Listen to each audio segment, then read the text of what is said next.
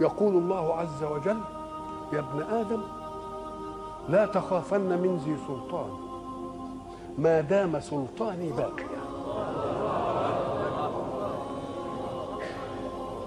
وسلطاني لا ينفد أبدا.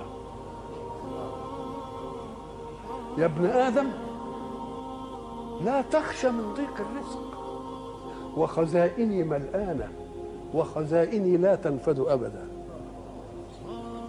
يا ابن آدم خلقتك للعبادة فلا تلعب، وضمنت لك رزقك فلا تتعب. اوعى تفتكر تتعب يعني بجوارحك، تتعب بقلبك وتنشغل به. انت الجوارح تعمل والقلوب تتوكل. الجوارح تعمل والقلوب تتوكل. خلقتك للعبادة فلا تلعب، وضمنت لك رزقك فلا تتعب. فهو عزتي وجلالي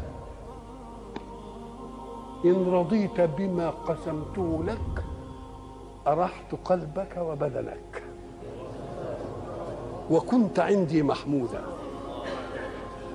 وإن أنت لم ترضى بما قسمته لك فوعزتي وجلالي لأسلطن عليك الدنيا تركض فيها ركض الوحوش في البرية، ثم لا يكون لك منها إلا ما قسمته لك.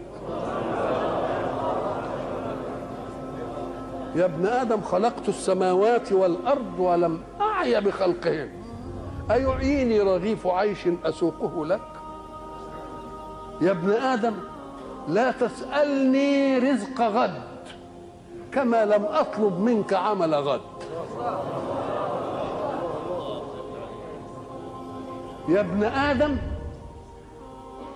أنا لك محب، هي دي بتاع ودود بقى، أنا لك فبحقي عليك كن لي محبا.